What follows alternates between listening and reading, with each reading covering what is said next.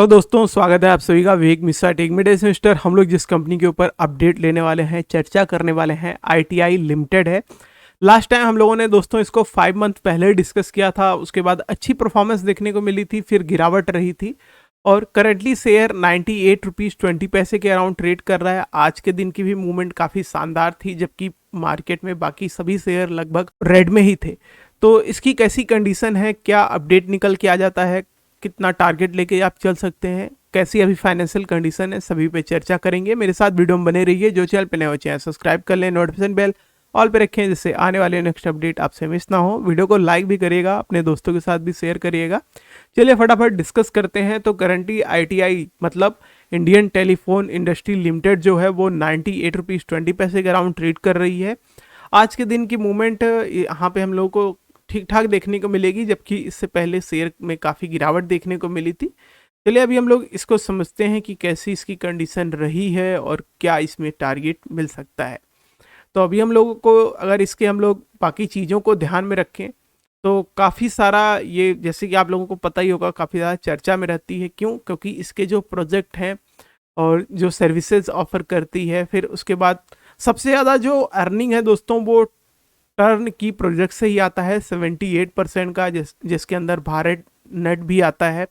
फिर जैसे 5G के लिए, इन सभी के लिए जो नेट स्पेक्ट्रम होता है वो भी यही प्रोवाइड करते हैं, क्योंकि गवर्नमेंट के अंदर आते हैं, यही सुनिश्चित करते हैं कि कौन से, मतलब एयरटेल, जियो, वोडाफोन, आइडिया, इनको मतलब कौन से स्पेक्ट्रम प्रोवाइड करने हैं। जो जैसी बोली लगाता है वैसा यहाँ पे होता है। आप लोगों को पता ही है, जब 5G का रोलमेंट का खबर आ रहा था कि जियो और एयरटेल अनाउंस कर रहे हैं, तो उसके बाद उन्होंने परचेज किया था, वो इन्हीं कंपनियों से परचेज करते हैं।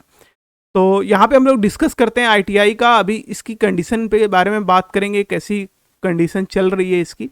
तो अगर हम 12 महीने का डाटा देखें दोस्तों, तो सेल में कुछ इतना बेहतरीन नहीं परफॉर्म किया है, पर यहाँ पे प्रॉफिट ग्रोथ देखेंगे आप तो 300% का हुआ है। काफ़ी अच्छा यहाँ पे अर्निंग हुई है कंपनी की। क्वार्टर वाइज देखा जाए दोस्तों तो 12% का यहाँ पे भी ग्रोथ देखने को मिलता है। बहुत बड़ा पार्ट जो है प्रमोटर्स की होल्डिंग में ही आ जाता है, 90%। 165 तक शेयर गया था, फिर डिप होके अभी 97 रुपीज़, और 97 हम लोग को देखने को मिलेगा कि अपने 52 वीक लो के अराउंड है, तो सही जगह पे खरीदने को मिलता है। फेस वैल्यू इसकी 10 है। रिटर्न ऑन इक्विटी की बात करें तो 4.85 रहती है, जो कि बहुत ज़्यादा शानदार नहीं देखने को मिलेगा। अगर इसके हम लोग क्वार्टरली रिजल्ट्स देखें दोस्तों, तो ऐसा नहीं है कि ये कुछ ज़्यादा ही प्रॉफिट में रहता है, ऐसा शेयर नहीं है, पर गवर्नमेंट के अंदर आ जाता है। इस वजह से यहाँ पे जो ग्रोथ को लेके सभी लोग काफ़ी पॉजिटिव रहते हैं कि यहाँ से रिटर्न अच्छा मिल सकता है। क्योंकि कितनी भी नेगेटिव में कंपनी जाए, गवर्नमेंट का मतलब दोस्तों अपने इंडिया में देखिए क्लियरली इस तरीके से लोग देखते हैं कि कैसी भी कंपनी हो, कितना भी बैड परफॉर्म करे, पर बंद नहीं होगी। तो ये चीज़ तो पक्का क्लियर है कि बंद नहीं होती हैं, क्योंकि इनको बैकअप करने के लिए अलग अलग जगह से फंड इनको मिलता रहता है, सेंट्रल गवर्नमेंट, स्टेट गवर्नमेंट के द्वारा। तो उस वजह से इनका जो देखिए, क्योंकि आप यहाँ पे क्वार्टरली रिजल्ट में देखेंगे तो बहुत सारे नंबर इनके नेगेटिव में लगभग हम लोग को देखते हैं। कहीं कहीं पे इनका नंबर किसी क्वार्टर में, मतलब मार्च में, हम लोग मार्च में देख लेते हैं तो कहीं कहीं पे मतलब प्लस में देखने को मिल जाता है, बाकी इसका पूरा नेगेटिव में ही रहता है। तो इस हिसाब से परफॉर्म करने वाला भी शेयर ऐसे बना कैसे हुआ है, उसका मेन रीज़न दोस्तों यहाँ पे इनके बैकअप का है। इनको देखिए बैकअप गवर्नमेंट की तरफ से मिलता है। पहली बात तो कोई टैक्स नहीं देना है इनको।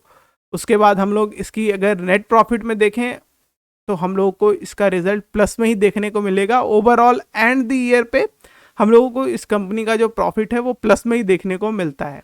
अब यहाँ पे देखिए इंटरेस्ट हो गया, अदर इनकम के स्रोत भी यहाँ पे ऐड हो जाते हैं।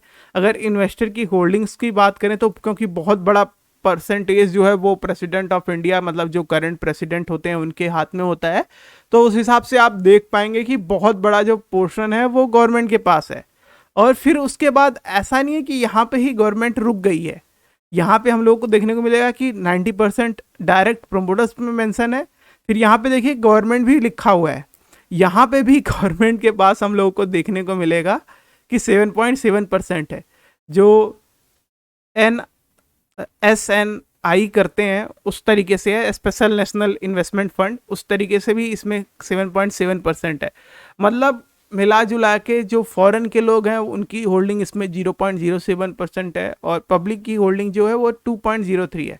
मतलब गवर्नमेंट इसमें चाहती है कि सबसे कम जो है हिस्सा हो किसी बाहरी का, क्योंकि बहुत बड़ा पोर्शन जो है वो देखिए 97% से ज़्यादा होल्डिंग एक तरीके से गवर्नमेंट के पास में ही है, और बाकी जो 3% के अराउंड कुछ बचता है उसमें भी 2% हम लोगों की तरह जो इंडिविजुअल लोग हैं वो होल्ड कर रहे हैं, और बाकी जो 0.07% है फॉरेन की इन्वेस्टमेंट हो गई, 0.01 हो गया अपने डोमेस्टिक इन्वेस्टर होल्ड कर रहे हैं। तो एक तरीके से ये शेयर पूरी तरीके से एक गवर्नमेंट के हाथ में है।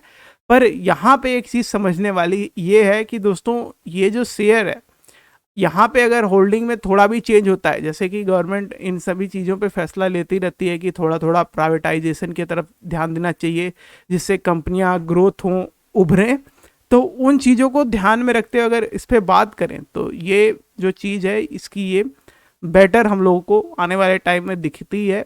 और ऐसा नहीं है कि ये किसी फॉरेन कंपनियों को ऑफर करेंगे, ये तो बिल्कुल नहीं होने वाला, क्योंकि इंडियन टेलीफोन उस तरीके से है कि डाटा एक तरीके से लीक होगा अगर बहुत बड़ी होल्डिंग्स किसी और फॉरेन की इन्वेस्टमेंट में मिले।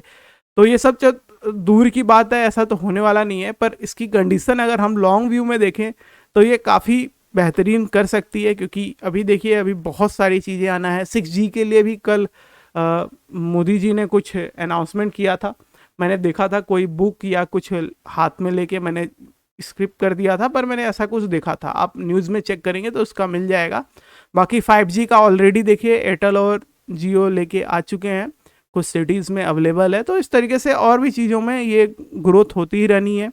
और ये जो कंपनियां हैं कम्युनिकेशन, जो टेली कम्युनिकेशन ऑफर करती हैं, इनकी ग्रोथ ज़बरदस्त होने वाली है। जैसे जैसे चीज़ें और एडवांस होगी ये और एडवांस प्रोडक्ट बनाएंगे दोस्तों, और ये कंपनियां ऐसा तो है नहीं बंद होने वाली हैं, क्योंकि ये फ्यूचर प्रूफ है। इस तरीके से इस टाइप का जो प्रोजेक्ट है ये फ्यूचर प्रूफ है। जिस तरीके से टेक्नोलॉजी एडवांस होती जाएगी वैसे वैसे ये कंपनियां और एडवांस प्रोडक्ट और एडवांस प्रोजेक्ट इनके पास होंगे, तो वो काफ़ी हेल्प करने वाले हैं।